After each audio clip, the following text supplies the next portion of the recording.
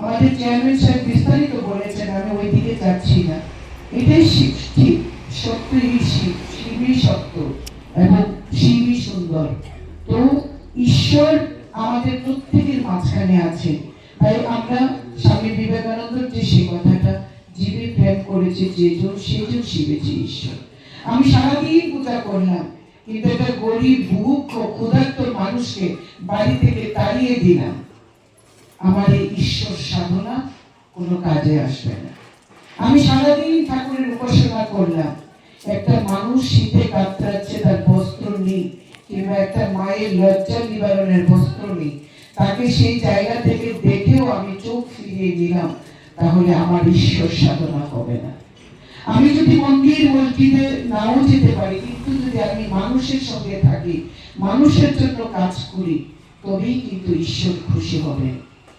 তো আমার দাদা তারা সারা ত্রিপুরা রাজ্যে আজকের দিনে দাঁড়িয়ে ভক্তের সংখ্যা যাই হোক না কেন, আর্থিক প্রতিবন্ধকতা অনেক আছে, তারপরও সামাজিক দায়িত্ব নিয়ে সমগ্র ত্রিপুরা ব্যাপী এই শীতের দিনে তারা শীত কম্বল, আমাদের মতো যারা আমাদের সমাজের যারা পিছিয়ে পড়া মানুষ, একটু অর্থনৈতিকভাবে দুর্বল, সেই সমস্ত মা বোনেদের আজকে তারা কম্বল তুলে দিচ্ছে।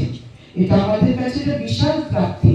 এখান থেকেই আমাদের ভবিষ্যৎ প্রজন্ম শিক্ষা নেবে যে নিজেকে নিয়ে বাঁচা নয়, অন্যকে নিয়ে যারা বাঁচে তাদের প্রকৃত বাঁচা, তারা বাঁচার প্রকৃত অর্থ, যেটা চেয়ারম্যান সাহেব বলেছে, মনুষ্যত্ব। তাই মা বাবা বা অভিভাবকরা যখন আশীর্বাদ করলেন, প্রণাম করলে পরে, তখন বলে মানুষের মতো মানুষ হোক, অর্থাৎ মান এবং হুঁশ, মনুষ্যত্ব জ্ঞান যার আছে তাকেই আমরা মানুষ বলি।